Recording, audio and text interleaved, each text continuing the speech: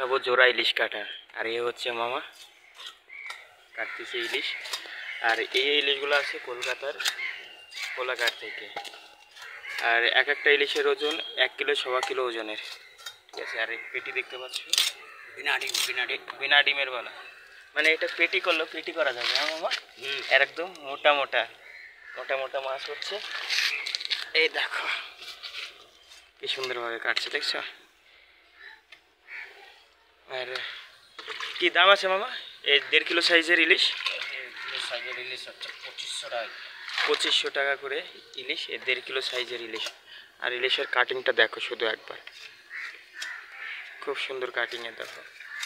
আর পিসগুলো দেখো একদম লোভনীয় পিস, খেলেই যে লাগবে না, একদম পুরো মাখান। দেখো মাথা দেখো পিস, একদম সাদা তেলের ইলিশ, একদম ফ্রেশ।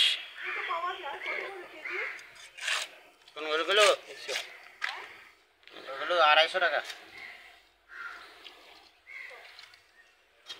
ফাইনাল কাটা হয়ে গেছে। এই হচ্ছে মুরগি ইলিশ।